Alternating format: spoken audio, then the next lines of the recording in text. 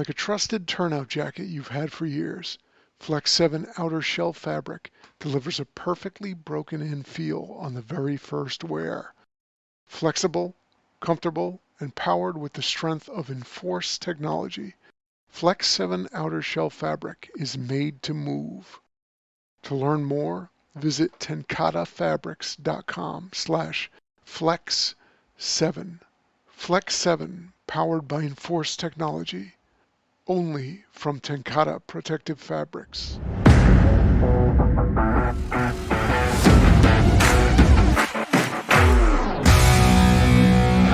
Good evening, and welcome to another edition of everybody's favorite podcast. We've actually done a survey of at least two people, and it's their favorite podcast. It is the Larry Conley Radio Show, and as usual, I am not Larry Conley, but I'm here to introduce our fearless leader, our host for the evening. Ladies and gentlemen, you know him. You've probably tipped him and put money in his G-string. Ladies and gentlemen, it is Deputy Chief of Training, Larry Conley. Thank you.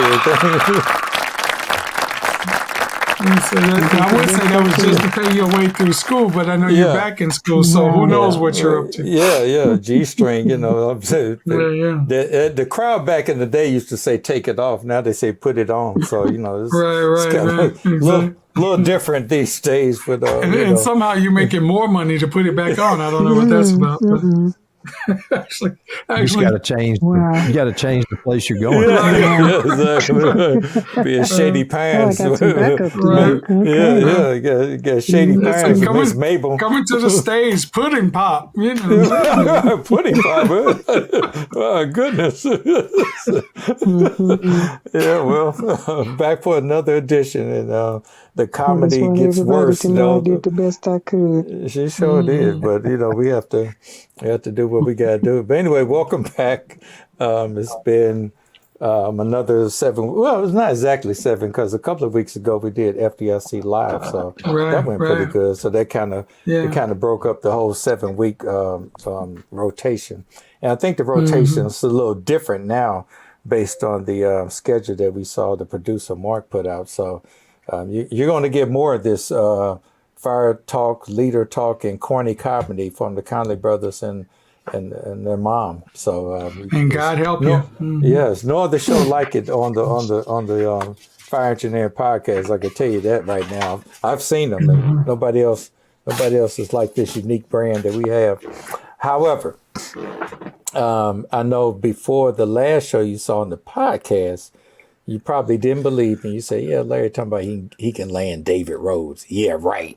And then so when it didn't happen the way we planned, you like, I told you he was making that up. David Rhodes, he's a slippery guy. He just don't show up on everybody's show. And I was like, so I saw him at FDIC. I said, Dave, you made me look bad. I told people we was going to have David Rhodes on the show. They were like, yeah, right. And so now, so Dave said, I'll do you a solid. I'll come back but last time, unfortunately, Dave was very sick, barely can get out of bed and everything. He just said he just lost everything. He was throwing up guts and lungs and all that, and they had to put him back together. So he's back. He did a phenomenal job as the new skipper at FDIC. There's a new revolution going on. And Dave's leading the charge with it, and he came on the stage with guitars and T-shirts and all kinds. It's like something you've never seen at this level. And who knew that a talented officer from Georgia, the great state of Georgia, would one day be heading up things and throwing out T-shirts and David Conley. I don't know if you know, but David Rhodes he's been a badass for a long time. So they got saw this him on thing. the cover of Badass Magazine. Yeah, it was Badass Fireman Magazine. They call it BAF. So anyway, BAF for short. So check and see when that conference is, because it's called the BAF conference. You have to submit for BAF. But anyway, enough about BAF. So they got this thing called. I only heard about it. I wish I had known about it early in my career, because I would love to have been a part of it. But they got this thing called the smoke divers. And I don't know if David can get into the origin of it. And but I don't know if it started in Georgia or they perfected it in Georgia. But anyway, David is one of the early people that probably helped get it started or whatever. And in order to teach it or to head it up, you got to become what you call a smoke daddy. So I'm sure David used this phrase before doing the course, like, who's your daddy? You know, it's him. And so they're like the Green Berets or the Navy SEALs of the fire department. You want something done that seems impossible to do, and Engine 13 can't get it, or Collinsville is not talented enough to get it. You call the smoke divers. They're gonna get it. They're gonna get it done. So they the David Goggins of, it's a theme here. I got my brother David, who's a kung fu master who can break you in 5 different pieces with just one move. I got yeah, exactly. I got David Rhodes, who's the smoke daddy, and then you got David Goggins. That guy. You've seen him on the internet. He's hard to kill. He's a beast. He would have made a great smoke diver. But anyway, so I want David to talk a little more about that, because it's not so much of achieving, it's that mental fitness and that mental capacity you need to do that. Because in this job, and want to make sure that everybody understands this, in this job, you never know when you're going to be pushed to it, and you're expected to perform based on where you've been pushed. Because a lot of times the narrative is like, anybody could do that job. How many runs do they actually get? How many fires do they actually fight? And the bean counters start doing the math, and then they do the math to the lowest of what is instead of the highest of what one day you may have to be. And what you don't want is that intersection of what you need to be extraordinary at that moment, and you ain't ready for it. And then those two things clash. The situation gets worse. People die and things like that. So anyway, I'll be kind of interested to see from the actual smoke daddy how all of that works. And then, not to mention, we're going to talk leadership, because Dave is in a great leadership position now, heading up things at FDIC and fire engineering. I know I knew about you before I met you, actually, because the last time I visited Bobby Halton in Oklahoma, I think it was I think I went down there I was coming back from Texas, and we had been talking about the vet, because Bobby loves cars too. He's just like Mustangs. I'm not gonna hold that against him, but yeah, the real nice Mustang. They actually let me drive. He said only 3 people have driven this Mustang, and we got a video of him letting me drive the Mustang. It's pretty cool. And so anyway, but the last time we were down there, he and I had lunch. He was telling me about this David Rhodes guy who's going to be the heir apparent to what was going on. And so it was a whole master plan of how they're supposed to usher David in. And then his number got called real quick, because God called Bobby's number like right now. Like, all right, you got your guy? Yeah, all right, come on home. And Bobby, hey, what's going on here? You're like, David's ready now. No, wait, no, he's ready now. He used to be a smoke daddy, right? He's ready. He can handle this. So anyway, there you have it. We have David Rhodes leading the pack. I'm gonna tell you, naturally, when you used to almost 20 years, by 18 years, Bobby did it, and David Conley and I have been dealing with this whole fire engineer FDIC thing for probably about 13 years now. You know what you get used to. So, of course, you don't know how things are going to look, but I'm going to tell you, after your speech last year, Chief, I was confident that you was the right choice. He was ready to take it on. And you had that, I love the way you had that balance between, the shoes that are supposed to be not supposed to be filled, but the shoes that are required to be filled, not for Bobby, so to speak, but for the need of the whole FDIC universe. But you also said, but this ain't Bobby's show. I'm getting ready to bring the flavor the way David Rhodes do it. And even though it may be a different flavor, it's still going to hit all the points that we need to have a great experience, not just at the conference, but throughout the year and everything that supports it. And so far, you've proven it. So I want to say congratulations in advance on Thank you. your success already. So how's it going? How are you feeling? What's happening with David Rhodes? It's been a long month, but I'm just now getting back home since I think I left April 10th, stopped in one night to grab some clothes, left again, and then I got back yesterday. Mm-hmm. So it's been almost a 4-week run, and that was everything from FDIC the week before, mm-hmm. the week of, went down to Florida with the family that following week. Kind of I'd say I did about a 60-30 being off, 60% off, 40% working. Mm-hmm.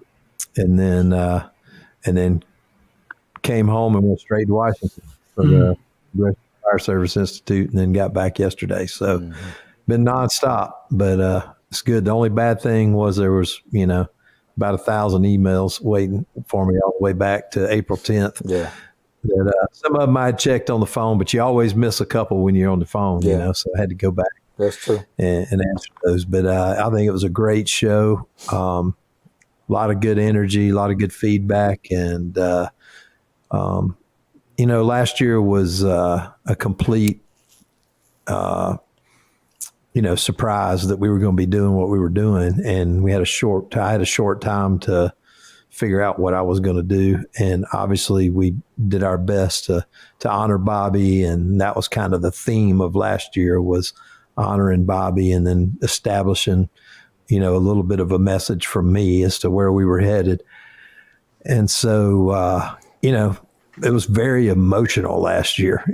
I had my boss crying back there in the green room after the speech, and other people, Bobby's family right there in front of you. Yeah. So it was very, very powerful and emotional to be in that setting. Then the tribute was just great with everybody telling their stories.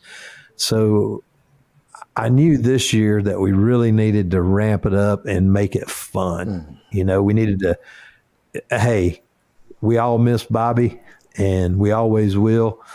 And we honor him by keeping it going, but he would want us to keep doing tributes every year, right. Like, hey, you got to get on with the show. Yeah. And so that's kind of the way some of that stuff was. It was like, hey, everybody's going to be like, all right, what's he going to say this year?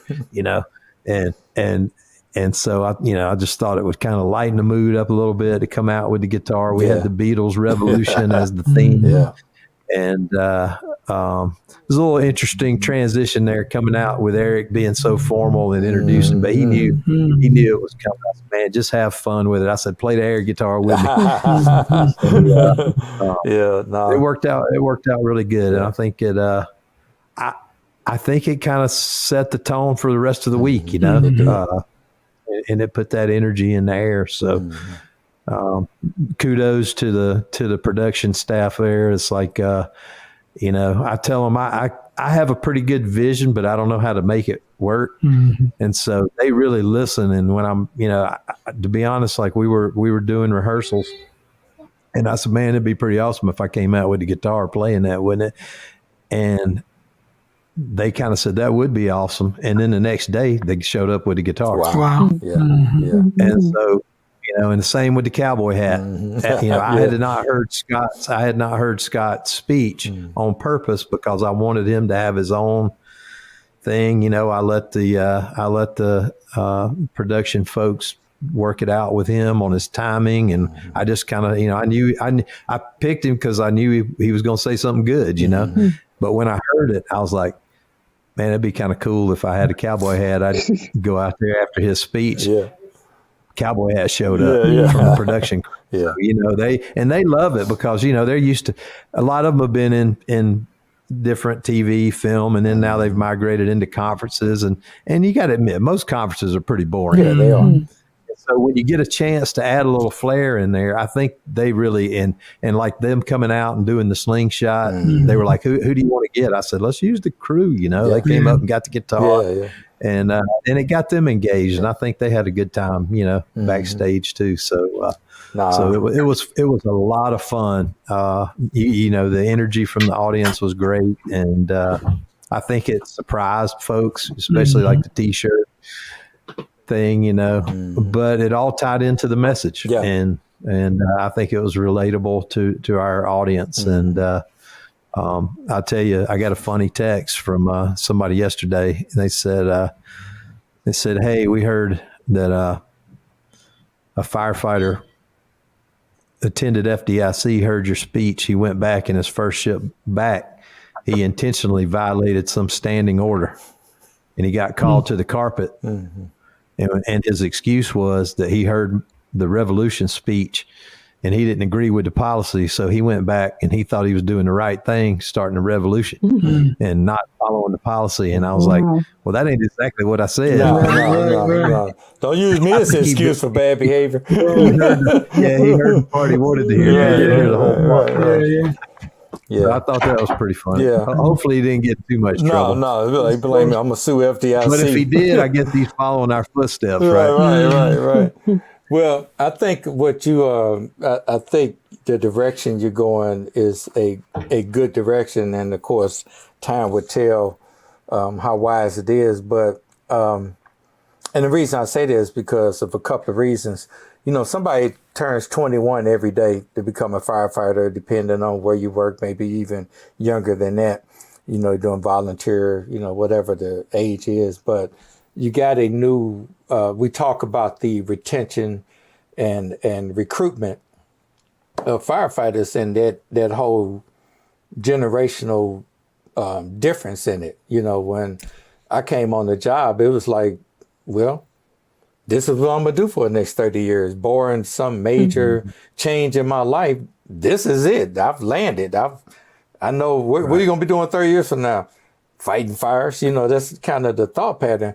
Where now they said the average person getting a job that's, you know, old enough to work, let's just use 21, I guess. And they might have 10 careers or 10 different jobs before they retire. I can't imagine it. You know, that kind of you know, fluidity, I guess you could say, in your income, or they got this whole, you know, attitude of work-life balance and things of that sort. And I'm not criticizing them. I just don't understand it coming from a, you know, where your mother say, find a good job, do a good job, and then retire from that good job. And that's pretty much it, unless you're an entrepreneur and have some successful things like that going on. So people in my age group, your age group, we have to be careful being one-dimensional in our mentality of, like you said, how we present. Do we make it real stoic and real, you know, historic and all of that kind of stuff? Yes, we need to have that in there to let people know where they came from, or the fire service came from, so you can appreciate where we're going. But then we also need to incorporate, like you said, interjecting some things that are going to make somebody say, hey, I had a great time at the conference. Not only did I learn some tried and true skills, but wasn't kind of a bunch of old guys stick in the mud type of deliveries. You know, it was concepts that I could relate to, so we could bridge that gap between the mentors who been doing this for a minute and the new people coming in, because they're going to be growing into a future that we won't be a part of. So what kind of foundation are we leaving? What are we hearing from them to make sure that we connect with all firefighters? Is that kind of what's on your mind with this going forward? Absolutely. And you know, that message was really geared at sort of the, I don't know, probably the middle of their career folks. About being a revolution, because there's so many people out there doing great stuff, training and all, and you know, you hear some complaints about the system and the institutions, you hear complaints about the NFPA and all, but most of them don't really know the history of, like, you know, where it came from and the good parts that has happened. They just see some of the things that hold them back from doing. And so I know, I was trying to speak to all of those people out there they got their own, they're doing more than just being at the fire station. They got their own training companies. They're doing podcasts. They're doing, conferences and all that, and saying, hey, you can't just let all the old retired guys run all these institutions without input. You don't stop doing what you're doing, but double down and get involved in everything, not just the fun part, because making policy is not fun. Right. But it has a much bigger impact than just teaching that one class or just making that post on Instagram or whatever. Is like, you got to be involved in the process. And there was a line in there where I said, is it better to brag about violating the policy or get involved and change the policy to what it needs to be? And yeah, it's tough. It takes sacrifice to do it. You're not, your department may not pay for you to do it. But at a minimum, like when one of these standards is up, I think, I have a responsibility to continue this message and educate people on how to do it. And I'm going to start bringing some of the NFPA folks into the conversations and getting them to educate us and say, even if you're not on a committee, here's what you can do. Right. You can watch the committee meeting live, or you can watch the recording, and anybody can comment on any policy during the open comment. And if these groups can't make it, they can organize themselves just like any other lobbyist group or whatever, and comment hundreds of comments on policies that we know are keeping us from being able to do what we need to do, if that's the case. And it's the case in a few pretty rare instances, but it's not the broader picture. So that was also the message. We don't need to tear down and do away with, but we have to be involved. And that's all the way from your local SOPs all the way to your NFPA standards. You got to be involved in all of it. Yeah. So, and a lot of times these days we got a lot of people who feel like everything is so instant, and we just need to change it right now and have this blanket statement of like, let's just throw out the old guard and not working through stuff. Stuff got to where it is by being worked through. I just got through doing a paper about that in my class about incrementalism, and talk about how important it is to know how to strategically, incrementally make change. You still as aggressive as maybe it's advertised. I came in and as a bull in the china shop, I wreck shop, and that's how things happen. Well, that sounds sexy to say, but it's not. It's really short lived. What's long-lived is those strategic plans, like you said, get involved, be part of the process, listen to the boring meetings. It's probably something like C-SPAN watching. I guess we can call it F-SPAN, So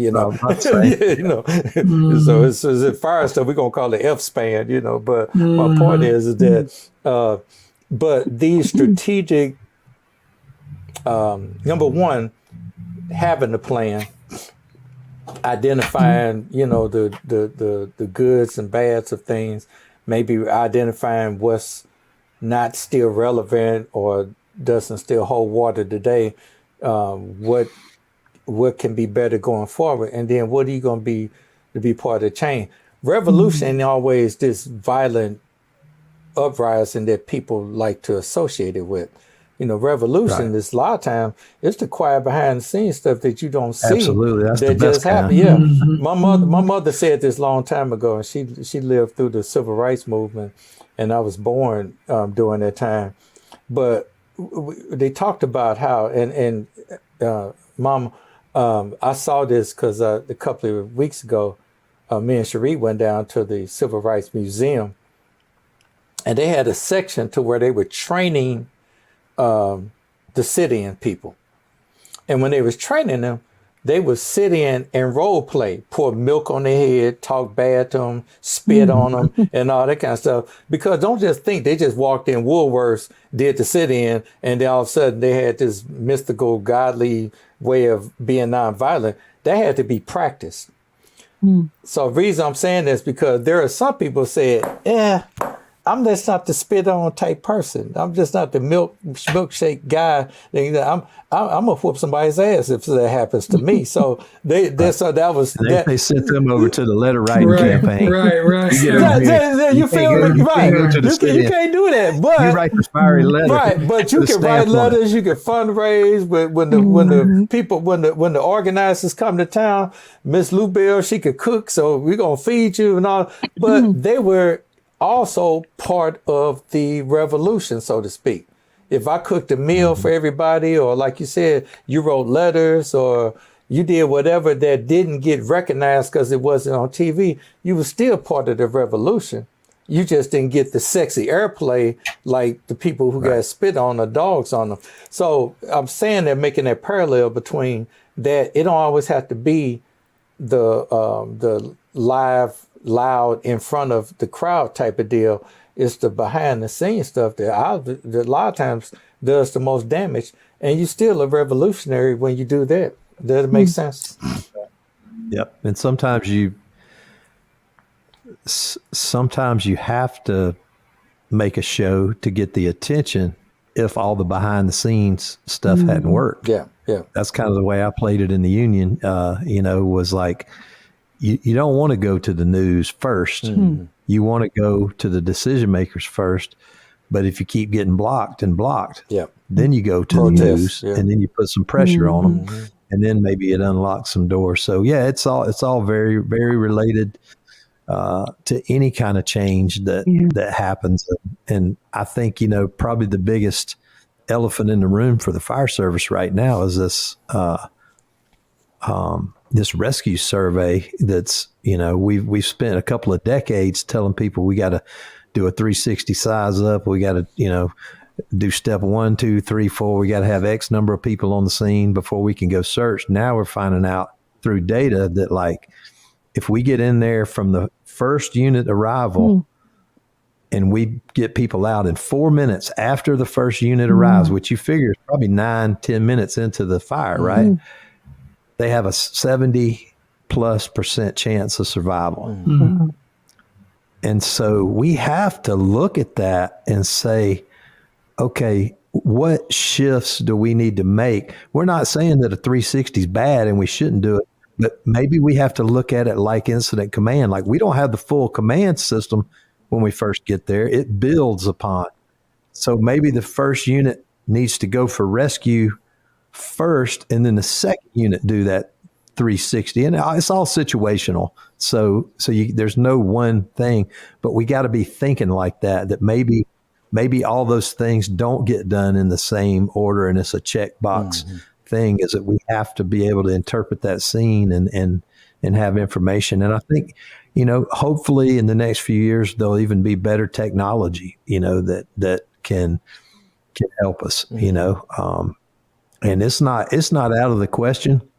You see it on science fiction movies and stuff, but it's not out of the question that in 10, 15 years, you roll up and throw a handful of things in the house, and they go through that house and can tell you if somebody's in there in about 45 seconds and exactly where they are. Yeah. That's not out of the question. Yeah. No, art, military probably has that right now. They say art imitates life. So, you see, I remember back in the day watching people talk on their watching science fiction movies, and it's like, man, that'd be nice. And now what are we doing? I'm still waiting on the shoe phone like Maxwell Smart. I know, right? Right. Right. Yeah, exactly. Nobody knows who that is. Right. Got to be a Stacey Adams, like, hey, Nike, But no, you're right. And a lot of times when I've done training in the past on Fireground 1403 stuff and just just to add to the basic showing fire evolutions and stuff like that, I think and it's another thing our family has talked about over the years. People will take something and go too far the other way with it if they're trying to temper something that has been too far this way. So, for instance, when I was growing up, getting a spanking was just part for the course. You act up. My mother never, people like say, oh, my mother used to beat me all the time. But that's not necessarily true. She beat me most of the time. No, but That's fine. but the deal is, right, but where I'm going with that is that when I look back and just realistically look at it, I never got a spanking that I didn't deserve. I knew it was coming. Matter of fact, sometimes I might be surprised if she was too tired to forget about it, but I knew it was coming. So it's not like she just walked in the house and say, I got a lot of energy today. Let the spankings begin, and for no reason. It was a reason. You knew it was coming. So that was the expectation. But my point is somebody, a lot of people, unfortunately, in that start to really take that stuff too far. They breaking arms, they causing concussion, they throwing kids down the well, I did get thrown down the stairs. But anyway, all kind of bad stuff. There was abuse, send you to the ER and all that kind of stuff. And they tried to put it under while I was disciplining my child. So now the narrative got to like, don't ever, never, ever touch your child again, because if you even look at them, then they're going to be. So then you get what's going to happen now, I think in a lot of cases, I'm not talking about extreme cases, where people growing up with no expectation of consequence of any sort. And then you got that type of grown person now. When you have, I gotta ask a question. I gotta ask Mom a question. Wooden spoon, switch, Hot Wheel track, shoe, or belt? All the above. Whichever was hand. Which is closest. Sometimes it was the hand. Right. It was whatever was close. Handy. Right. We in the toy room, it's the Hot Wheel track. We in the kitchen, it's the wooden spoon. Hot Wheel track It wasn't. I'm like, I think me and David tried to campaign and write Hot Wheels. Like, y'all need to stop making these. Exactly. Hot Wheels. We got hot butts because of this. This ain't good, But the other thing too, breaks the sound barrier. The other thing too, they knew the look. Yeah. Oh yeah. So they look at the ceiling and look at the floor and look from side to side, but they finally had to look at me. Right. And when they looked at me, they was like, "Oh God." Oh boy, here we go. Here we go. Somebody put them Hot Wheels away. But where I was going with that is that when you said don't ever touch the child, you didn't leave room for strategic discretion in that kind of stuff. So here's where I'm making a parallel. And I think the shift really started happening when we started really proving that fire burns faster because of the new compartments, new material, things like that than the legacy. And I've been on long enough that I've been in a lot of legacy houses. And you're right, you can go in there almost with a water hose and put that down and be all day and don't hardly have to mask up with it. I'm not saying that's the safest thing. I'm just saying you break windows, cut holes. Yeah. You got 20 minutes. Yeah, you got time. You got happens. time. Yeah. But then the new compartments, that's going right now. So when you try to fight new compartment fires with old compartment practices and mentality, then now you're getting firefighters killed because it's a big surprise to you. So all of a sudden now it's like, we got to stop the killing. So we're not going to go in. We're going to stand outside and Hector, Vector, Sector, Clarence, Roger, Dodger, this thing, do not only 360, but we might do a 720 while we at it. And meanwhile, Miss McGillicuddy's inside choking to death. So we kind of threw the baby out with the bathwater, and we did find that balance between identifying the science of the new compartments we have now, but still trying to figure out ways to make that still fast, effective attack while also taking in consideration everything, the 360, the building collapse, the heat release rates, the neutral plane, the thermal, all of that. I used to teach all that with the ISFSI. So I understand the science, but that never stopped my aggression of the aggressive interior attack methodology that we use in the St. Louis Fire Department. It just made me more aware of what I was dealing with so I could make a strategic push other than no go or no go, Yeah. and it was no go. I mean, Miss McGillicuddy didn't want you to go. You know, that's what you Well, signed up for. there's no better example. We can relate to all of this.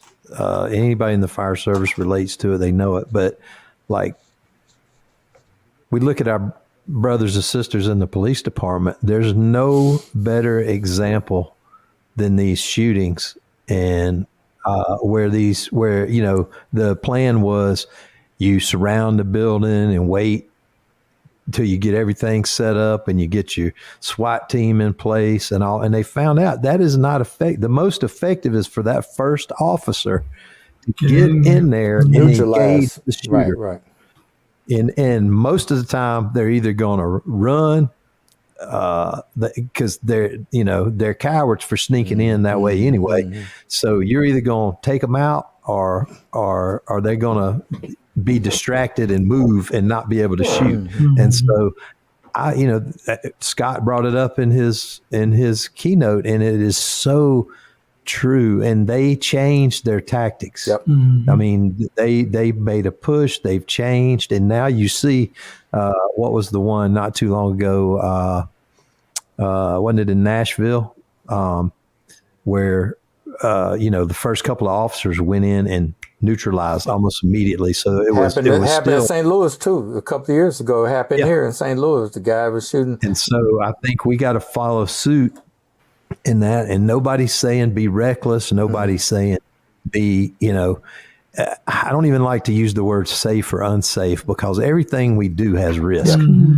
It's not about safe or unsafe. It's about how can we manage the risk? We manage the risk with $10,000 worth of turnout gear, a $10,000 air pack, a $15,000 radio, $20,000 thermal imaging camera, $1 million truck. Right. I mean, that's a pretty big investment in risk management, but we have to open the mindset of these folks that have been ingrained in that, safety first, no risk era, that it's like, I mean, there's no better way to get anybody than a VES. Yeah. And there's still departments not allowing window entries, but I don't even know why. I don't know where that came from, because there's really no data showing that it's, crazily, there's only two fatalities that I know of from window initiated search over the last 80 years. I mean, and the window initiation had nothing to do with it. Right. Yeah. No, I mean, you're right. I mean, that you got to consider that. It's perception. Matter of fact, that's one of the things we'll be practicing in Sunday school in Collinsville Fire Department this week is VES. I like to call VEIS, because if you get in there and get able to shut that door and control that flow path, and buy yourself some time. Sometimes better than buy yourself some time in that compartment, because once you find somebody, you still got to drag them out, drag them to the door. You still got to you don't know how, what you're going to be dealing with. You don't want kind of furniture, whatever. So you don't want to be trying to battle the increasing deteriorating conditions of that compartment. So you close that door, buy yourself some time, and then get that help when you get to the window. And once you clear that room, whether it's you've initiated a rescue or whether you make sure nobody's in there, that's taken care of without have to crawl through the dangerous maze, to get the stuff and get lost. And get lost. And I think we're not giving ourselves enough credit, Chief, when we realize that the dynamics of being a professional firefighter means that we actually can think of more than one thing at a time. So can you do a 360? Can you identify where to make the strategic attack? Can you identify by what time it is and who's outside and gathering information and your recency of training and maybe your experience of doing something like that? Can all of that come together and go ahead and make the attack? For a few years back, and I'm not going to get too detailed about it as far as the names are concerned, but one of them used to be my captain, and before he retired, they showed up on the scene of a house fire. And make sure I got the facts right. So the family was out, but there was still a little girl still inside. So when he made the initial call, his initial call was like they still in there. Where they at? They down the hall to the left. So he made the initial push. Him and another friend of mine. The radio call was primary search, no line. And the reason they said this because they want the second in company to be aware that you're gonna need water. With that, your job is usually helping with search and rescue and doing ventilation. But your job right now, we're not gonna have the first line because we already behind the 8 ball getting this child out the compartment. So we're gonna have to go in now. So they went in now and got the child. I think they got 2 out. When they got 1 out, 1 survived and 1 died. But both of them would have died if they hadn't made the initial push. Waited. If they did 360, wait till they flake the line out. Everybody, are we ready? Good. Everybody cool? Cool. Here, okay. If you did all that, these girls are dead. And the reason I know that story so well is because I was at the funeral. Me and a couple of friends of mine went to the funeral of the girl who died, and the other girl was still in the hospital. And they went and she was supposed to get out like a week later, and they went and got her so she can attend the funeral of her sister. But they both would have been dead if you had sit up there and Hector, Vector, Sector, Clarence, Roger, Dodger this thing. Omaha. Exactly. So you gotta what's VES? Vent entry search. So vent is like you would get in the window, so that would be considered vent. Entry, you crawl in, you search the compartment. So let's just say your bedroom's on the first floor. You could do it any floor, but your bedroom's on the first floor, and somebody identifies that you're probably in that bedroom, or we're looking at it and saying, we got that going on over here, but we know that this is a room that could be searched right now. So you crawl in, you make the search, and then if you find somebody in there, you take them out that window instead of trying to drag them through the pathway of the fire and the heat and all that kind of stuff.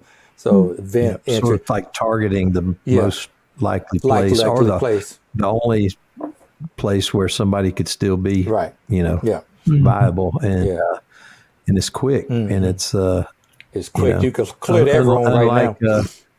Unlike our friends who came on stage with us at Chicago Fire, the fires that we actually go in, we can't see them. Right.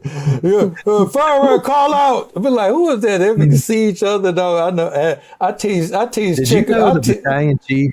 I'll get in trouble. I don't know all the characters and all, but he's a great actor. But did you know he was British?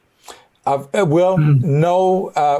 Well, like you said, I just found that out recently. He's faking an American accent. He does a really good job because Idris Elba did the same thing. I watched Idris Elba years ago in The Wire, and he was brilliant. And then they interviewed him like, "How you feel about The Wire?" He's like, "Oh, cheerio." I'm like, "Hey, wait, are you acting now?" They were all there for Chickarotis. I took a picture with Bowden. Yeah, so they came on stage and he came and found me. And he was like, Chief Rhodes, you're a phenomenal author. I thought the piece about the council was fabulous. And I was like, what? Right. Are you acting now? right. I'm like, I thought he should be on the stage somewhere, not on TV. But I think that's where this was background. No, it's funny. I got one of my best. I'll tell you what, those are down to earth folks. They were really. Really down to earth. They were crying when Chick got scored. That's pretty good. Me and Bobby used to tease Chick all the time, like, man, what that don't really happen. He says Hollywood is got to, because if you really did a fire like it truly is, then you would just have 3 or 4 minutes of that shoot of just darkness and voices because you can't see nothing. Yeah, you couldn't see nothing. So they got to make it. Well, the first time I ever saw that Scott mask they wear. I called the guy at Scott, the head guy over production. I'm like, what in the world have y'all done to your mask? Right. And I'm like, that's horrible. And then he's like, what are you talking about? I said, it connects on the bottom now. He said, you must be watching Chicago Fire. Chicago Fire, right. He said, we had to make those specials so they could see their face. It is Now, television. Chick was the Chick was the technical advisor, one or either one of them or the on Backdraft, wasn't he? Was it? I think he's so. all the way back to Backdraft. I think I remember. Yeah. So he's been doing it for a minute. He's great. I like it. He has a nice humble spirit as well too. He is a great guy. He could be very Hollywood because every week you see his name as one of the when they say producer, technical advisor, whatever, there's his name. And he's so a he could have the screenwriter, big head. Yeah. He actually did screenwriting too. Yeah, So that's, yeah. I mean, he's a whole package. He when David and I did the keynote in 21, he was the one that did it Wednesday, and then David and I did it on Thursday. So I got to meet him in the green room during that time. I heard about him, knew who he was, but actually got to meet him then. So that was pretty cool. But I didn't want to forget because I always want to talk to you about this whole the history and the and your adventures with the smoke divers and all. So so tell me about that because I don't know if they got smoke divers for 59-year-olds, but if they do, I wouldn't mind. I think it'd be a record. Yeah, this is definitely a young person sport for I sure. mean, he's trying to be a smoke diver. Diving into the afterlife. Right. 51, 52, I think is the oldest. This we've got a couple that have been over 50, but not in the late 50s. Yeah, my next life. So I got involved with it in I got involved with it in 1986 is when I went through, and the program actually started in Georgia in 78 with Cortez Lawrence, which a lot of people know that name. He ended up being at the U.S. Fire Administration forever. He ran the Center for Domestic Preparedness in Alabama for a while. He ran, what's the other group up there? Emergency Management Institute, EMI. Isn't that it? He ran it for a while. So he was pretty much a fixture up there at the National Fire Academy and he actually passed away at the National Fire Academy. He had a heart attack, while he was at work. But he started the program back in 78 after going to Florida's program, and he made put his own touch on it. But basically back then it was sort of the beginning of the mandatory breathing apparatus days, and it was a combination of a mass confidence class and a survival early firefighter survival. And you know how it is with any technology. I guess we were around when the TIC, we always had air packs, but we were around when the TIC came out. And it's like, man, you got to be careful with that thing. That thing goes out. You won't know where you are. Right. And so you develop emergency procedures for how to stay oriented, and also it was the same with the air pack. And it rocked along there. That was primarily what it was about. And it was very, physically, mentally demanding. There's a lot of PT early in the day. The goal is to get you worn out, and then you got to function in all these situations and either rescue yourself or search or help rescue another firefighter. And so I actually kind of got into the leadership role there around 95. And then the program got shut down. It was a state funded program, and the program got shut down at the State Fire Academy.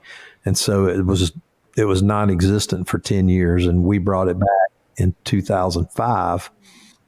And there were so many changes in that 10 years. And so we decided we wanted to keep true to the physical and mental part, but we also wanted to add in small unit leadership, servant leadership, and some drills had kind of become, old and stale, and like they were being taught in recruit schools and stuff now. So it wasn't even a need. They were just so basic. So when we got shut down, nobody hardly ever had a thermal imaging camera, and when we came back, almost everybody had them. So we added in, the technology, thermal imaging cameras and all.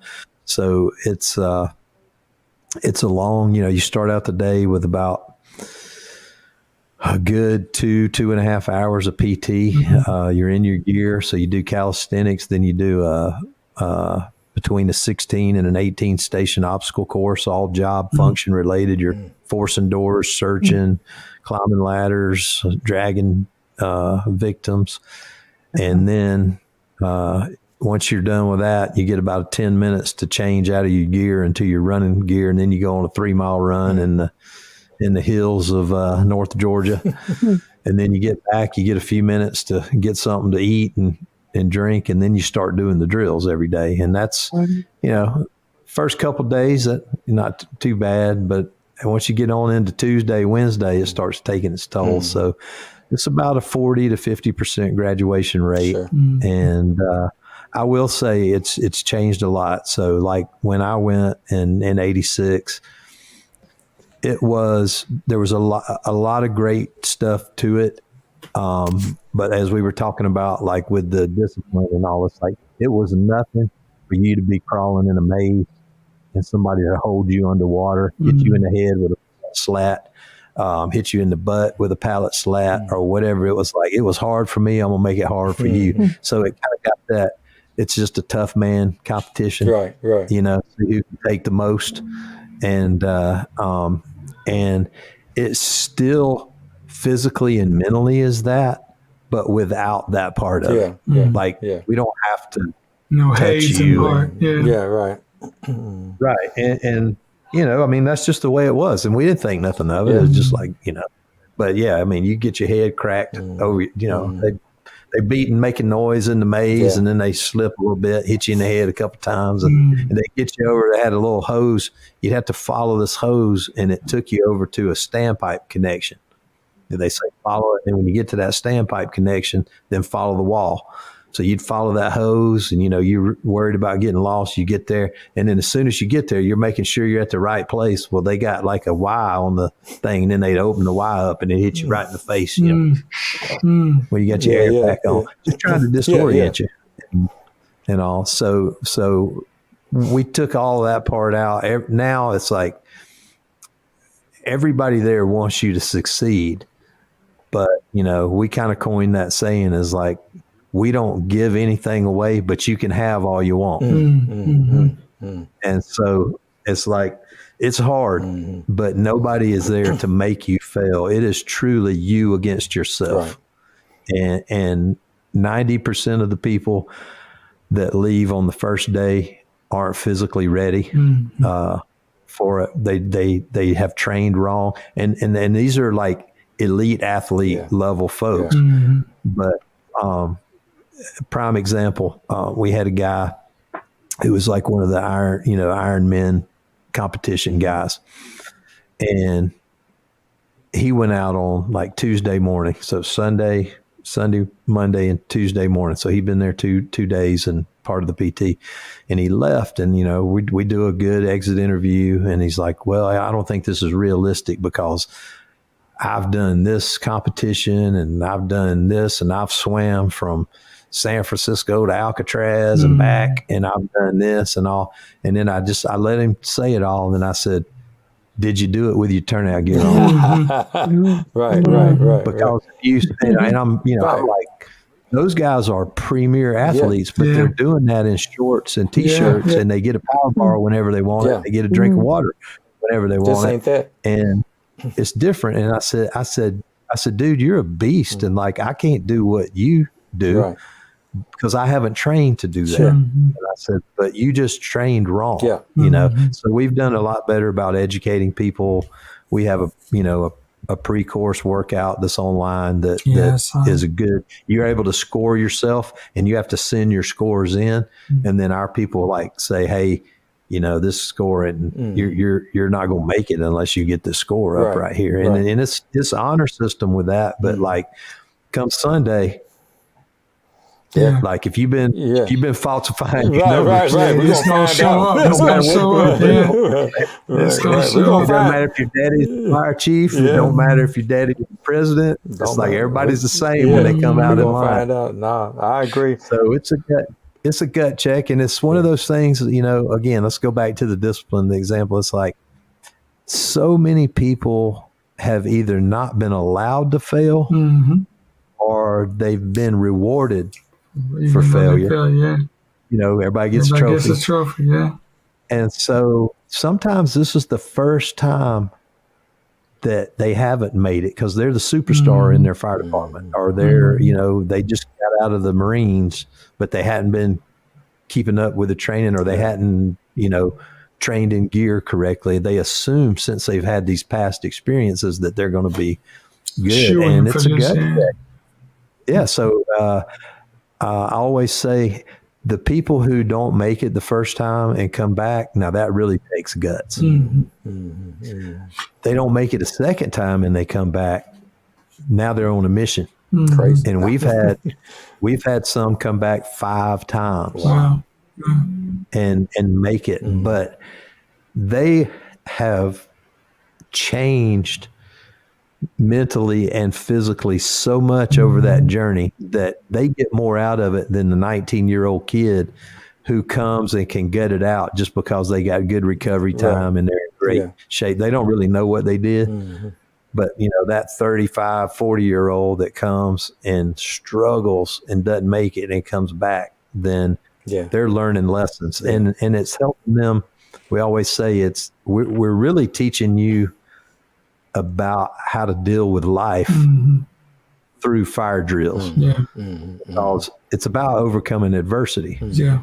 And people sometimes aren't allowed to have the adversity to come over. They're either pampered or helicopter parent or whatever. And it's like, sometimes you need to let them eat dirt and skin their knee up a little bit. Hit them with the Hot Wheels. When I look at it, the hot track. When I look at it online, there's different states. So is this an organization that's national, or is it each state has their own sort of?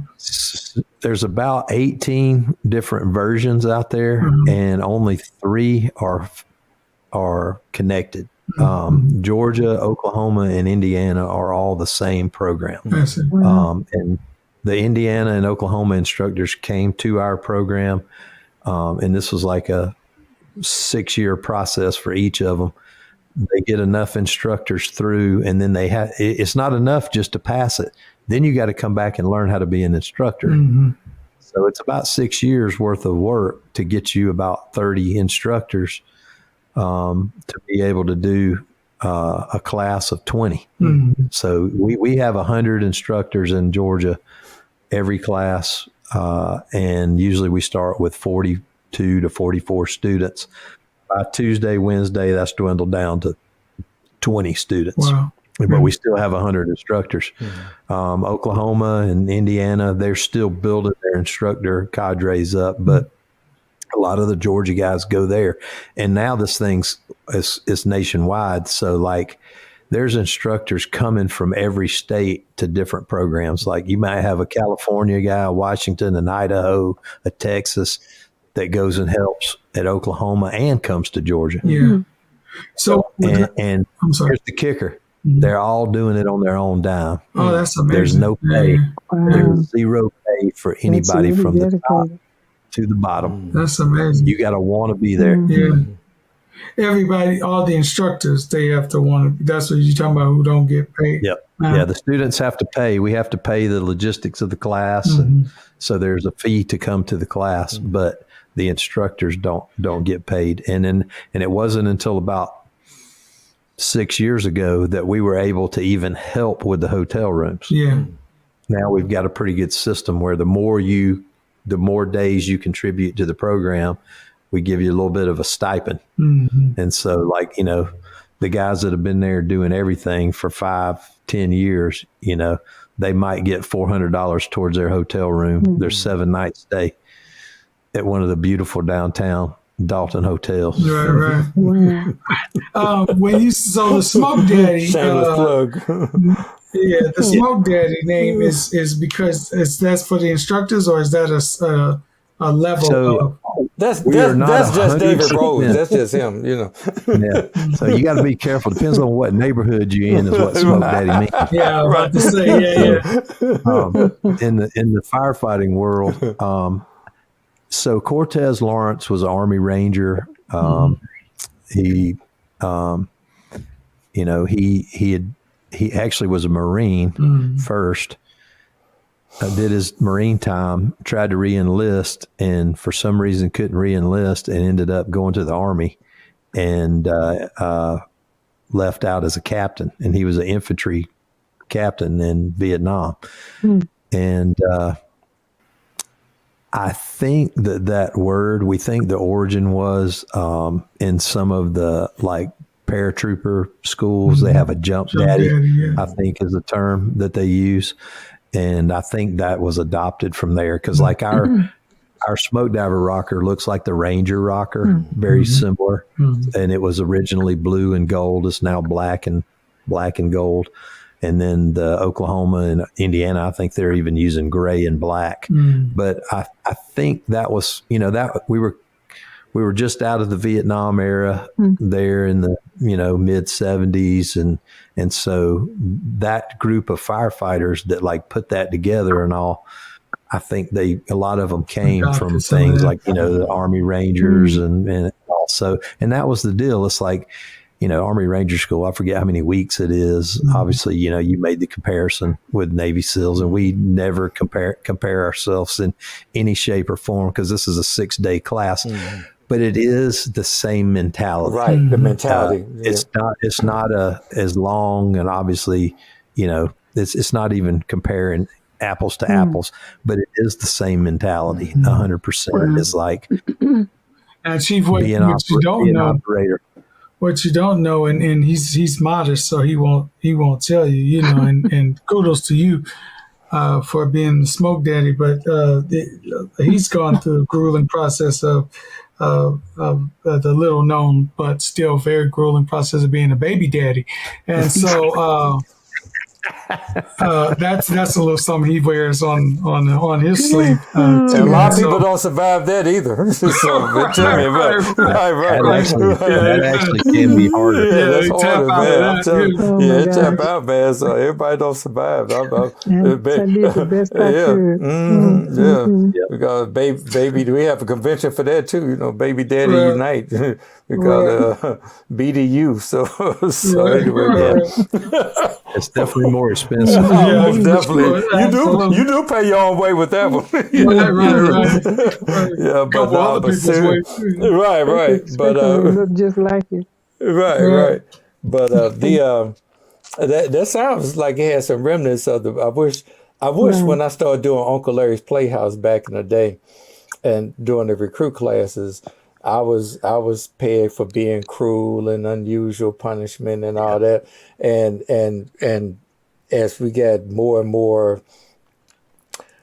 kinder and gentler, so to speak, I got less interested, because it's just like I used to tell them, I'm not training you to sit around the firehouse and watch Sally Jesse Raphael. What I'm training you to do is for that worst case scenario. One day it's going to be 3 degrees outside.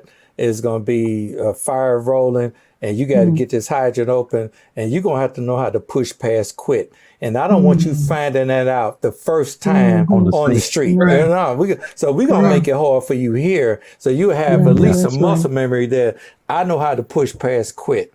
And if you know how to push past quit, at least you got something to draw on. And that's something I learned in boot camp, and that's something I carried on there. But of course, like I said, you start running into different, you know, attitudes and liabilities. And some of it I kind of understand. Like you said, we stopped doing some of the hazing part of it. And I think that's a good evolution part of it. But it doesn't change the mental stress, because some of the greatest stuff you done heard from people have come from the pushing past quit. I knew about Kevin Shays hope on the rope thing. But when until Bobby did the speech about when Kevin got trapped in the first World Trade Center bombing, and how he had to ride the collapse down and broken legs and all that. And when you just talk to Kevin in the speaker ready room, that don't seem like the same person, the badass that it's crazy. Hey Larry, how are you? How's your mom? How's everything great? Can we talk a minute? Do you want some coffee? I'd be like, wait a minute, I'm reading about the Kevin shit. That don't match. But it must be the mental fortitude that Kevin had to not only do that, but then, for what he's famous for and the countless stuff that we don't know about. So you got to have that. And if you don't have that, I'm scared when what you don't have meets the opportunity of what's needed and it fails. That's scary to me, Yeah, I never wanted to be in that position, And the mental part of it is really the magic. And you mentioned Goggins earlier, and I don't know the numbers exactly, but like it's proven, and he talks about it all the time. It's like when the average person gets to the point of giving up, they're really only at 80%. Yeah. Some of them aren't even at 80%, but even like a hard person, they're like that. They still got another 20% left that's untapped. And you have to learn how to flip that switch. And you can't learn that on a PowerPoint.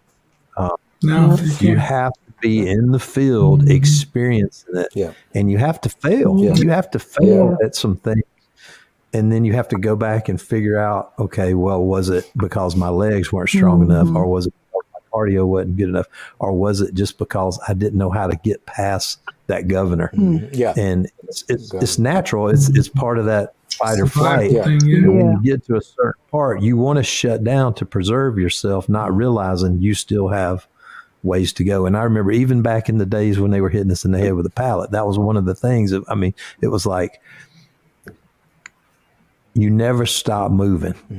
Like if you're, even if they taught us everything to do, if your mask melted, how to breathe off the hose. If your hose melted, how to breathe off the bottle itself. They would say, if you've got air in your tank, you can get out. Right. If nothing else. And they taught us how to cup our hand and hold the bottle and breathe the air off the bottle. And if you think about it, it's like, okay, I can get out, and you don't want to be experimenting with that the first time on a call. No. But unfortunately, back to the NFPA stuff, none of that's NFPA approved. So how do you train on it?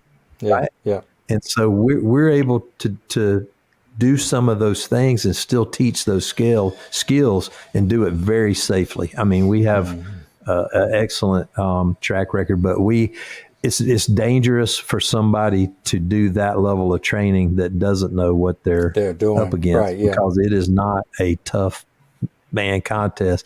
We're monitoring their calorie intake. We're monitoring their hydration level. I mean, you're being responsible. Tests, we're doing these things. We have a doctor. We have a full medical staff that's constantly monitoring.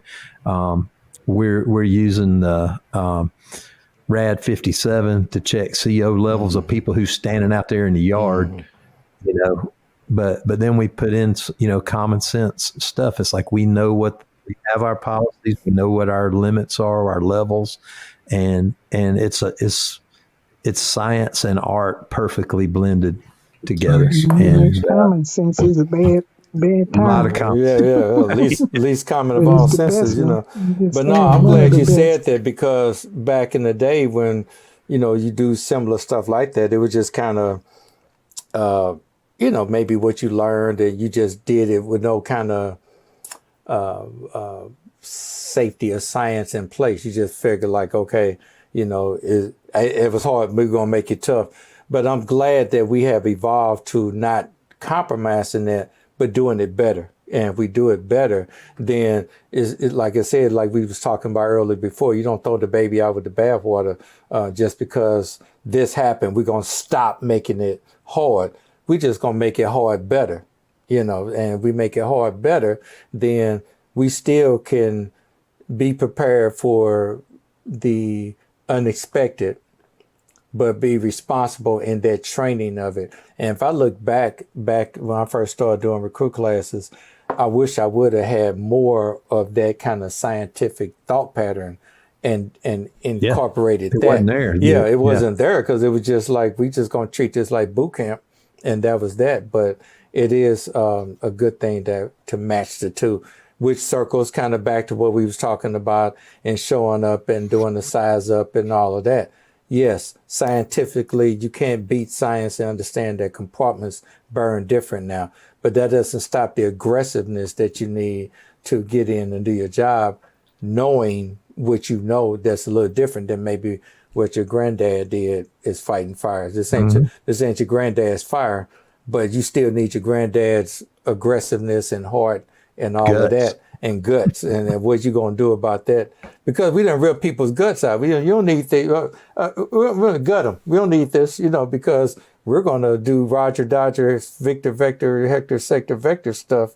And before we go in and take care of business, I heard people, we didn't start the fire. Well, yeah, we didn't start the fire, but we expected to put it out, so Right. do your job. But like you said, do it smart, I think David. some good and if we stuff don't, that people do. if we don't, we won't be around. Yeah. Yeah, I think that people take some of the things that make sense about a thing sometimes and use it as an excuse to do or not do the thing that they want. You know what I mean? So if you are not trained enough in the more difficult thing as far as that goes, then you'll start saying, well, it's smarter and the science says we should stay outside or whatever. Or if you're not wanting to learn some of the things that would evolve your game, then you might err on the side of saying, I'm just going to be reckless. And so somewhere in there is that balance of both, and the discipline exists in both of those. There's discipline in making sure that you have,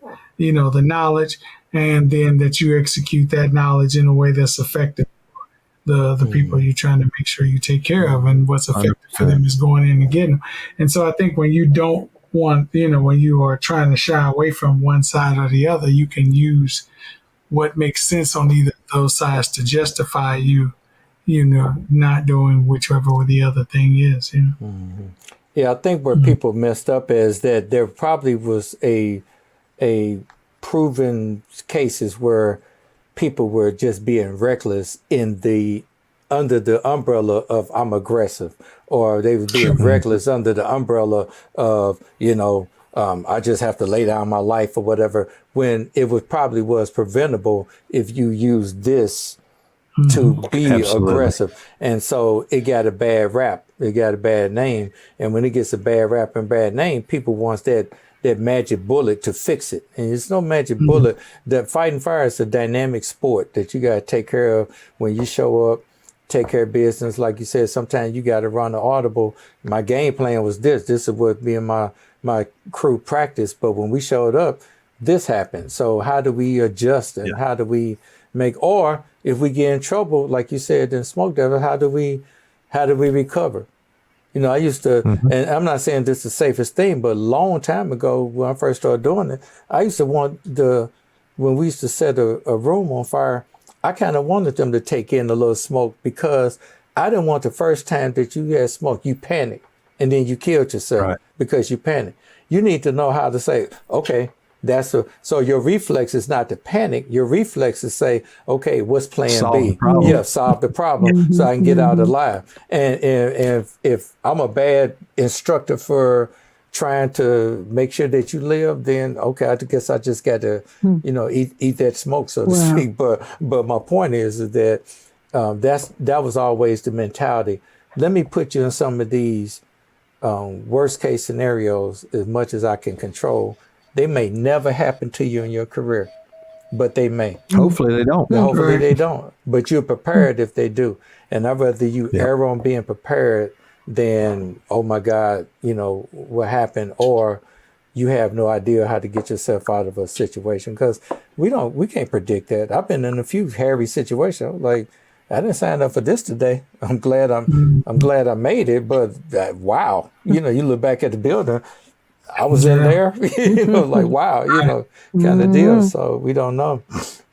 But no, and that training is what helps you, because like even when like Larry was talking about me with the martial arts and stuff, even with that, the martial art I teach is the Okinawan system, and so growing up, it was a thing where you would do, and Larry and my mom know about the sanchin, but the sanchin is like the first kata, but in that kata, they lay hands on you, you know what I mean, while you're going through the kata, but part of it was teaching you how to take a punch as well as give a punch, because you don't want to get in a fight, and the first time you get punched, you fold up like a table because you never been hit before, but once you've had that experience in that controlled environment, you're a little better equipped to handle it when it gets rough. And these days, you almost can't do that anymore. And so I shudder to think what happens when these people who think they're trained get out there and get into something for real.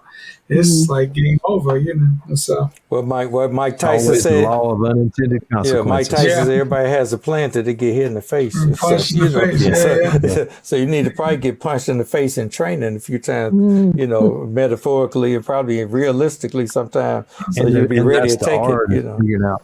The art is figuring out how to do that in the safest manner as possible. Exactly. Again, you're not eliminating all risk. Right. There's risk involved in going to smoke diver school. Yeah. We have people sprain their ankles. We've had people break, collarbone, separate shoulder and all. But if they're not doing anything, there's nothing to gain. So the counter to that is sit on the sofa all day and then have a heart attack in the fire. Yeah.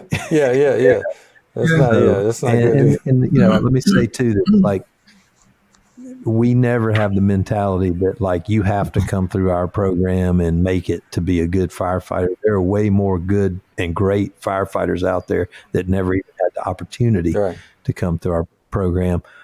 But our goal is like we make good firefighters better. Right.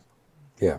And so, and it's a personal thing with them to really test their mental, and their ability to think. And we want them to be the strategic, surgical, smartest firefighter that's like, is always thinking. And an example is, let's say you do a VES, and it kind of goes to experience.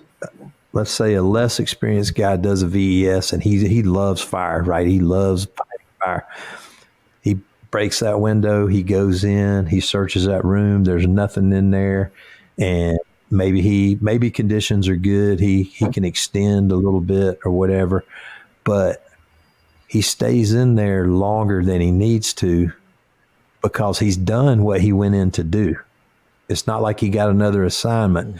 But he's staying in there because he likes those conditions and he likes to, get his gear dirty or whatever and all. Where the smoke diver mentality is like, get in, get out, save that air because something else may happen and you want to be the one with air. Right.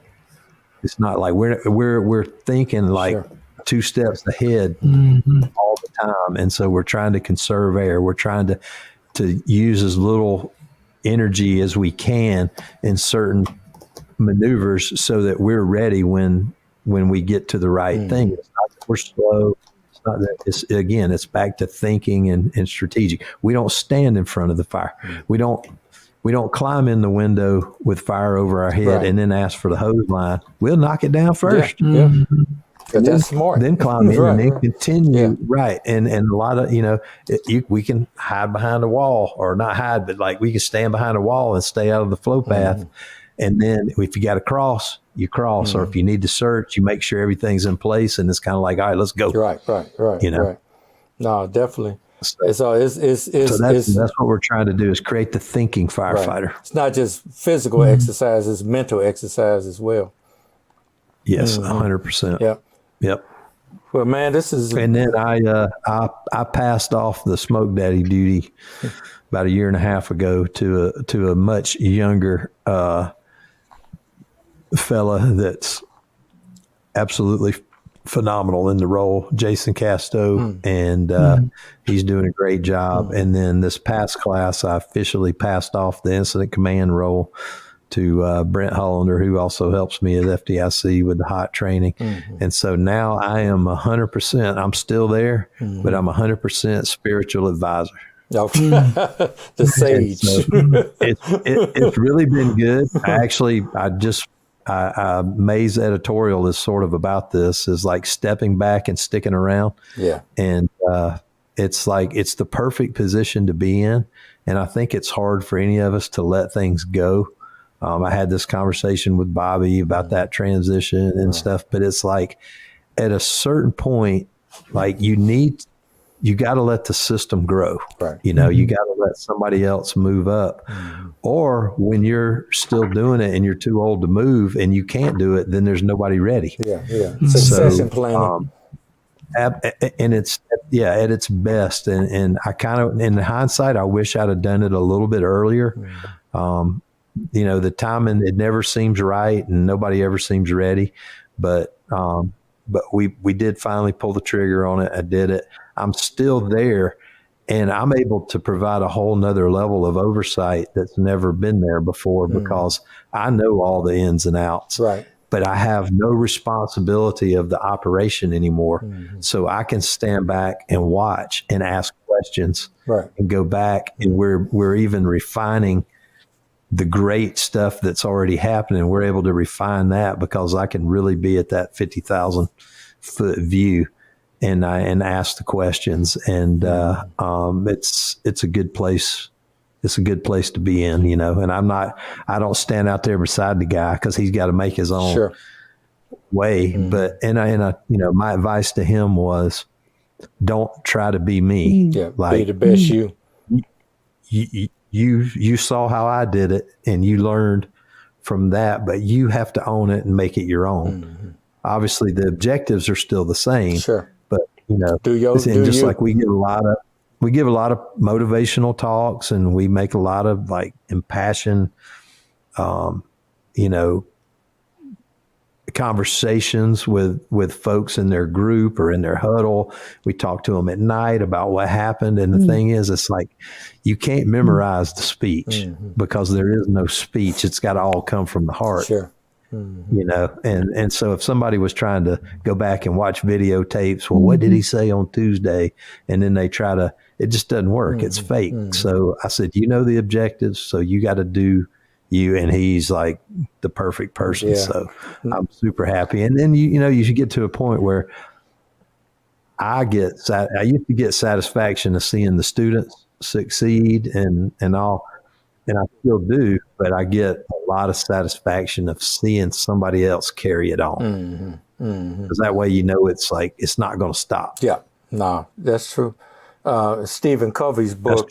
Stephen Covey's book talks about that in 7 Habits, where he says that you like in the position you just said. Sometimes you have to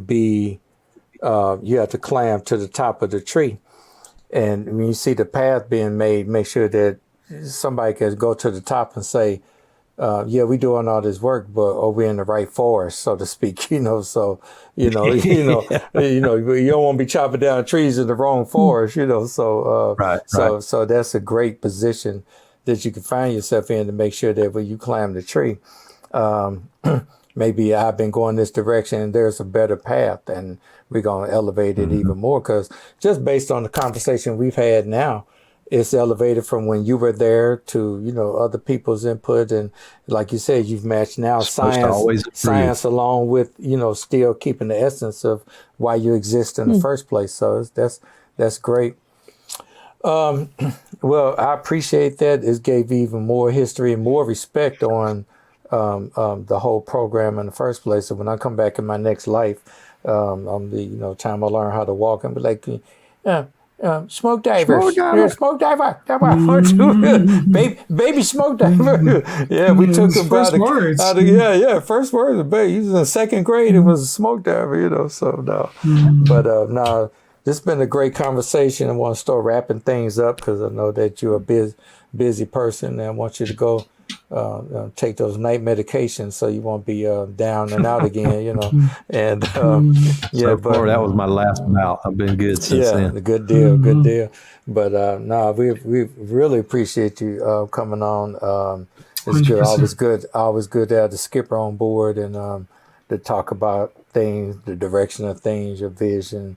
And I know you've been on, a lot of making the rounds on your podcast about, people want to kind of know what's David Rhodes thinking, and so, but from what we saw these past 2 seasons, FDIC, I feel like you're on the right path. I think you got the right heart about it. You got a lot of great history that more people are getting to know and know why you was the heir apparent to everything. And we getting to know you as well. So it's been a great ride so far. Even this whole changing of the podcast. Remember David Conley back in the day? We just kind of talked on some walkie talkies and Right. are you Tin there? cans. Is this thing going? So and now we're visual with names and lights and backgrounds and all that. So Getting better all the time. We had a meeting the other day talking about what's the next improvement. And we'll probably have a meeting with all the podcasters and start talking. But, we knew we had to solve the sound issues. And now we got the video. We got the right platform. Yeah. And I'll tell you what, it's amazing how many people see these things. It's incredible. I'm surprised, too, because I'm telling you, walking through FDIC or just running into people on the road, I can't tell you how many people who said, and we don't, everybody who listens doesn't always comment or let you know that they were listening. Right. So that's what's shocking to us, not shocking, but just pleasantly surprised to us when people say, hey, I heard your podcast with this person. I heard that. And I'm like, well, you didn't say nothing. It's like, well, I listened. I listened on my way to somewhere. I listened, or you guys Or working really, out. Yeah, I really enjoy what you talked about. I know when we had this show discussing the aftermath of Ben Polson and how everybody was checking in and see everybody was dealing with that.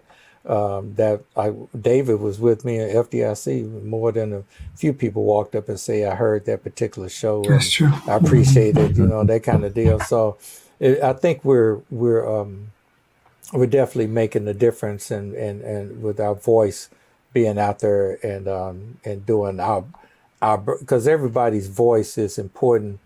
Who wants to step outside to just go into your firehouse, doing your 28 or 48 hours and going home. But while you're at the firehouse, you're complaining about what's wrong. A long time ago, I decided that, I could sit around complaining about what's wrong, and I still probably have my share of that. But it's greatly reduced compared to how much I try to do to fix what I think is wrong. And this is our busy, you don't have time to ain't got time. Right. Ain't got a lot of time for it, So I got a lot of stuff to do. You saw me come in from work. We do the podcast. After I hang up from here, I got more homework to do. Wrapping up the So you got to get a little snack in there. I got to do this. So it's always busy. David and I got the Illinois Fire Chiefs conference coming up in the middle of May, and so we got to keynote that. So I mean, we're gonna, good day. June we'll be down to Carl Holmes EDI in New Orleans and doing that. So it's like you said, it's busy.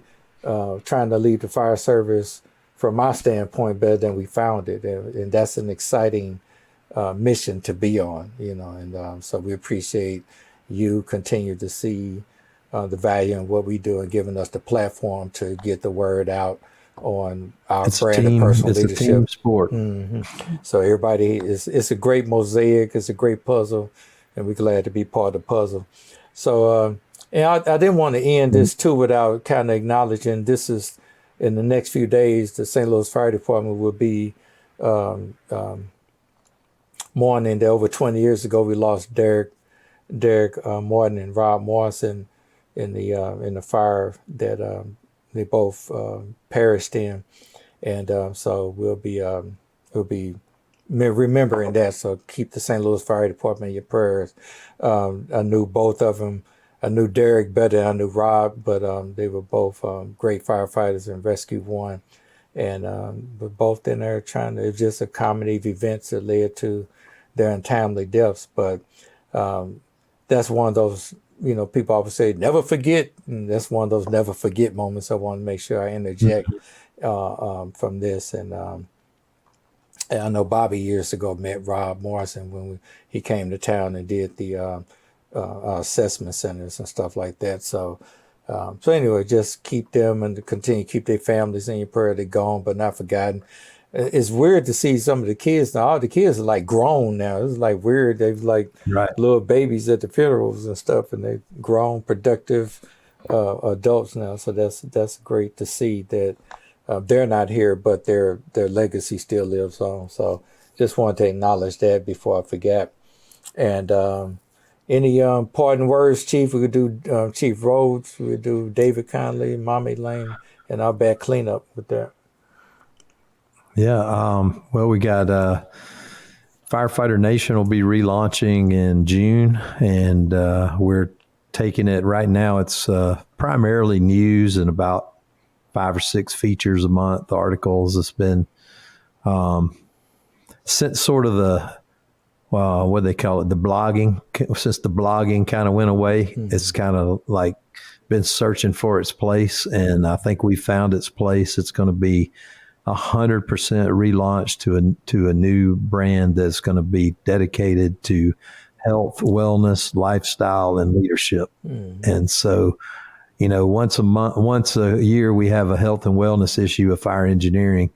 Well, every day is going to be health, wellness, lifestyle, leadership, and that's mental health, cancer prevention. And I mean, it's going to have human interest, and we've already launched a little bit of the content. There's some cooking shows.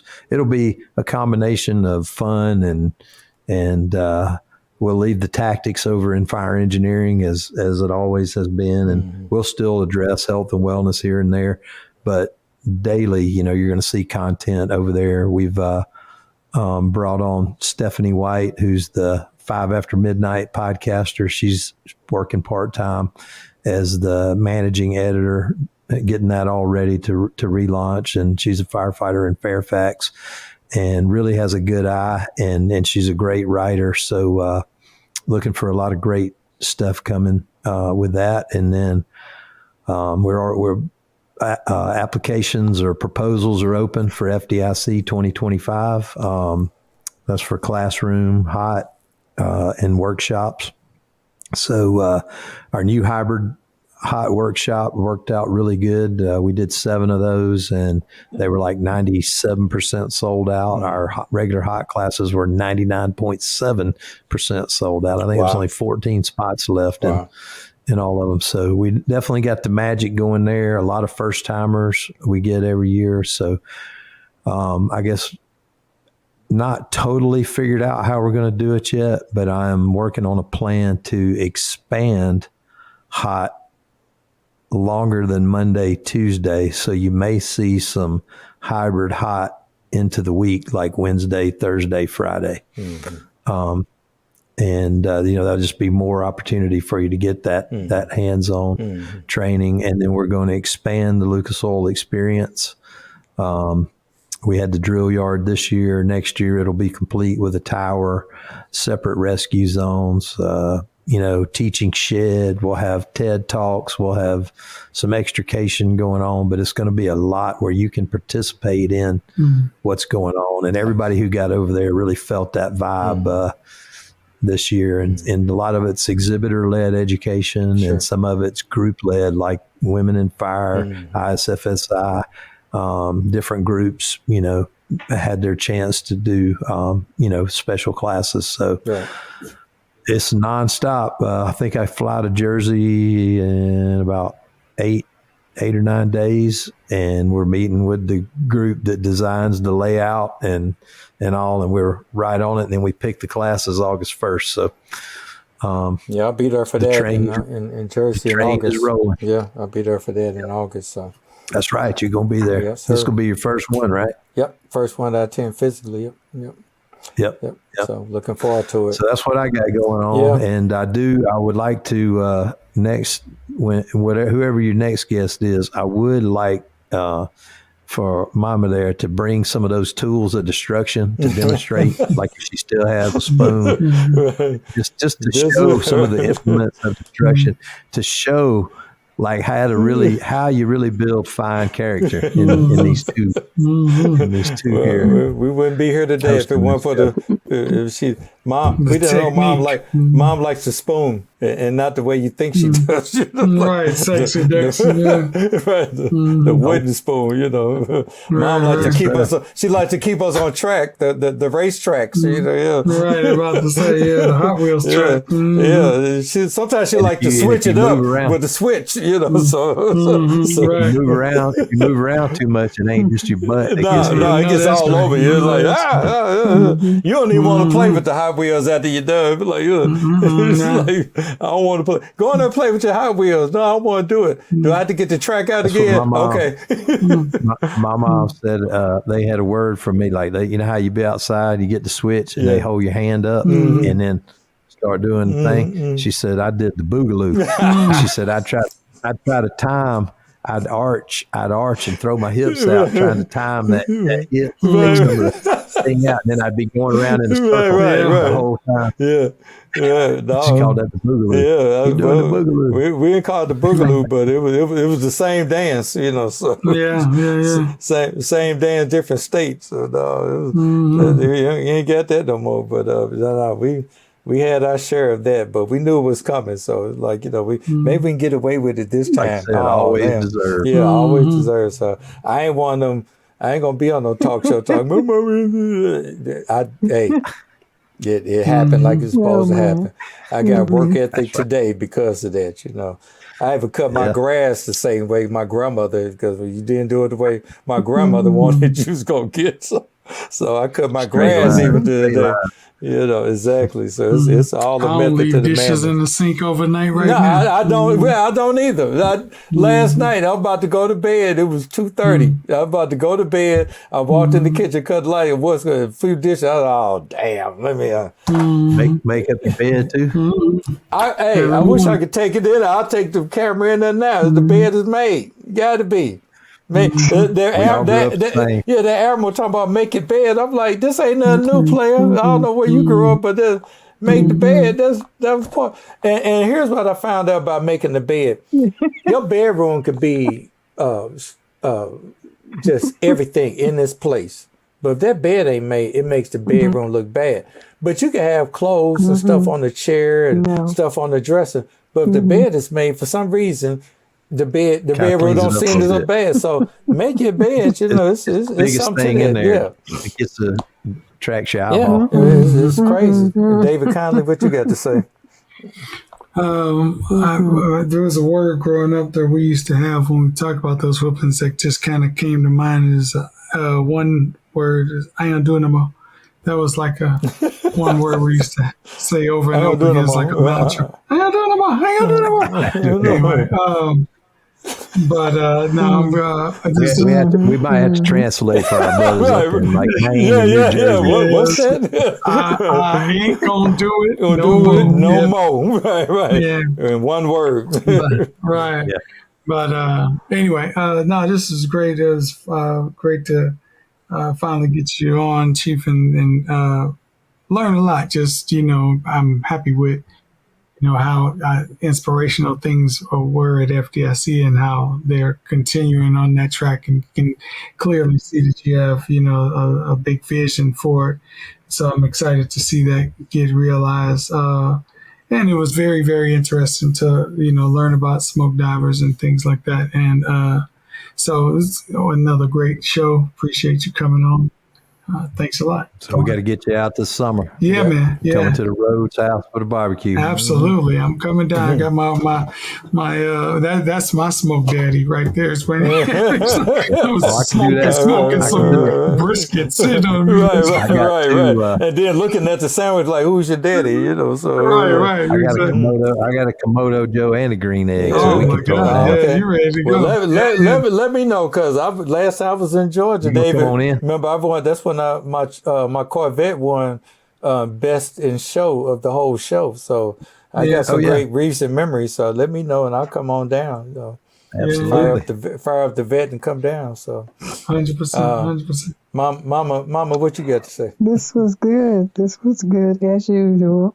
I'm not too embarrassed, but you all behaved yourselves quite well for a change. You gotta start talking about switches and tracks. She could tell I got whoopings too. Hey, Right, I right. was just thinking, two Davids, okay? So I'm making progress. And Right, so right, it's, right. That's fine. Always taking and it on sounds Goliath. like you kind of, tuned into some ways that we all think alike. Well, that, you were thinking like I was thinking. Not all, but some of it was very good too and very enlightening Right, about, right. the effects and what you've been through or whatever.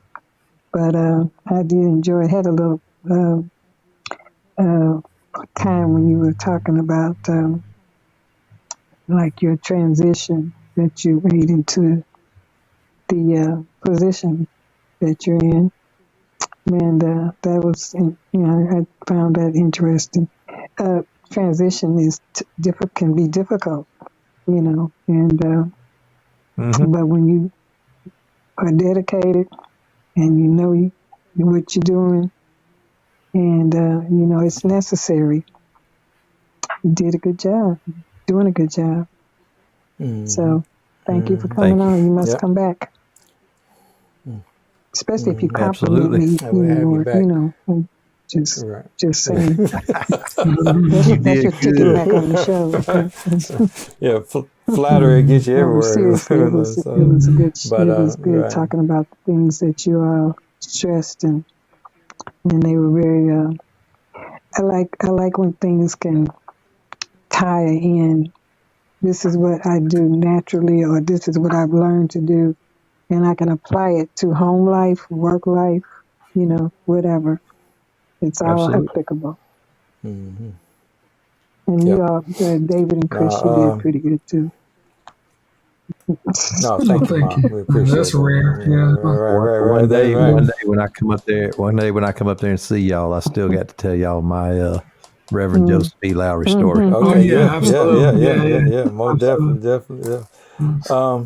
Well, we appreciate you coming on.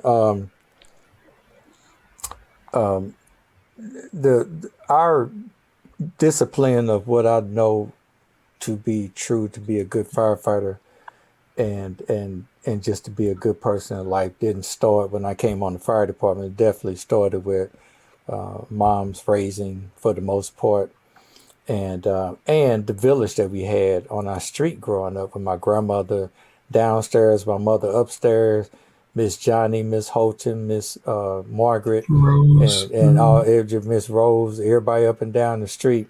You couldn't act up on our street because my grandmother was like psychic. You walk in the house, my mother be at work, and my grandmother be there when we get home from school, and she'll be washing dishes and humming hymnals, and you're like, hey grandma, how you doing? Yeah, how was school today? It was good. Hey, did you throw any rocks in any buses today? What? How'd you know? Yeah, they didn't have cell phones then either.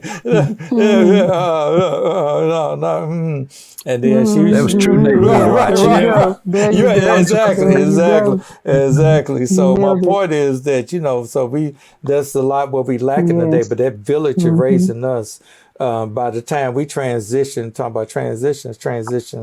our respective jobs, and me being a firefighter, it wasn't a hard transition in the work ethic, the discipline, and the things that it took to do that. And then now evolving to the things that we do. When David and I teach our class, we're not teaching anything brand new. We're just teaching the personal leadership part that was taught and not necessarily eloquently articulated in what we call PowerPoints, because there were no PowerPoints back then.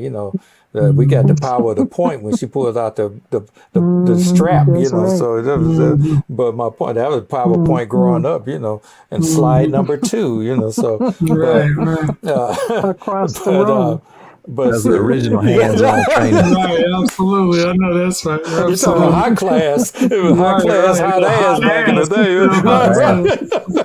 So you know what's up, Hey, so isn't it funny though how like you automatically you can work with somebody for 2 days and know if they came up the same way. Maybe not even Yeah, Dave, yeah, really. yeah, yeah. 100%. Because you Yeah. finish each other's sentences almost, you know. And Yeah. then we used to, you did that And too, this you is know. just So after anyway, so it was hours. I'm great. just saying, Yeah, yeah, yeah, Right. yeah. So I'm glad to see Dave Rhodes. I mean, we're gonna get along better than I thought we did, Dave, because because sometimes me and Bobby didn't agree on stuff. I'd be like, you must didn't get them, you must didn't get them whoopings like we did, Robert. You know. So anyway, but Builds seriously, character. yeah, it does. But yeah. So all that being said is that you know, understanding our foundation, ushering in what the voice, how the voice needs to be heard going forward, and not losing our foundation, but adopting, doing it smarter. You having that vision, Chief, is going to, I think, really catapult things into the next generation and continue to create these leaders who are going to take over this whole mission of fire engineering, FDIC, and all that going forward. And we got some great people in the hopper already. I was always great in new class. That Dave and I walked through the halls of FDIC. Now there was a time we were just like taken aback by it all. Like, this is really big. This is a lot of people. And where is Bobby? Because we feel lost right now, you know, kind of deal. And then, because I've been knowing Bobby ever since back in the days of being a battalion chief down in Albuquerque, you know, so it was, so we go back before he was FDIC Bobby. But David, we was laughing at this last FDIC, and we don't get 2 feet, and you probably experienced some of this too, that you don't get 2 feet without somebody saying, hey, Larry, hey, David, or whatever. And so just to blink and go from not knowing anybody and not being known to people walking up to you that you respected, watched their articles, read their books and things like that, and now, you know, everybody kind of knows your name. Is a humbling experience. But it didn't come because I think that we came with some latest fad or some flash in the pan time deal. It's these principles that we grew up with, that was enforced by our mother, reinforced by how David and I live our lives and raise our families. And now to be able to be on the road with my brother, do these podcasts and bring it all together. We never knew that it was going to come together in this fire service world and be able to still be ourselves and don't have to necessarily compromise ourselves, but be ourselves. And at home and at work is really a providential blessing, if you will. And I really appreciate being able to be in this position and have people like you to continue to see, you know, what we do. And now finding out that part of that reason, because you grew up the same way, you know. So, Same way. yeah, so it's a great experience. So thanks for coming on. Thanks for sharing. Absolutely. Thanks for getting all of us getting to know each other better. And I'll see you physically in August, if not before then. And we'll see you on the road. Check us out for the next show, and check us out online. See where me and David Conley will be next. And we can come to a place near you. Give us a call. We ain't hard to find, you know. So give us a call, give us a holler, and let us know what you need, because we customize the stuff for people. You know, the life and leadership and personal leadership is dynamic, but ain't too dynamic for us to come up with something to tell you what you need. Probably your mama should have told you, but if your mama didn't tell you, we'll tell you. If your daddy didn't tell you, we could be the smoke daddy for your crew. So let us know what we need to do for you, because we can handle that for you, you know. But anyway, but thanks for coming out. We'll see you in a couple of weeks, and number one, be safe, pray for each other, and don't have this infighting. I started out like this bad, like, you know, all these young kids today. And Bobby told me a long time ago, you know what some of these young kids doing? They driving aircraft carriers and they flying jets and all that kind of stuff. So don't kind of have this blanket thing that, you know, all these young people, there's some different work ethics and stuff like that. But let's have what we have to say about that, but let's balance it also with the greatness that's going on too. You know, let's be careful about making sure that Different everything has doesn't mean bad. exactly Yeah, my doesn't point. mean So, deficient. Absolutely. yeah. So, yeah. So anyway, That's it for us. Had a great show, and we'll talk to you next time. Okay. Bye bye. Shalom. Bye bye. See ya. Thank you.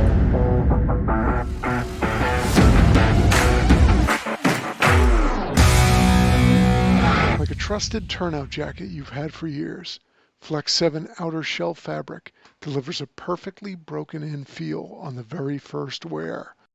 Flexible, comfortable, and powered with the strength of Enforce technology, Flex 7 outer shell fabric is made to move. To learn more, visit tenkatafabrics.com/flex7. Flex 7, powered by Enforce technology, only from Tenkata Protective Fabrics.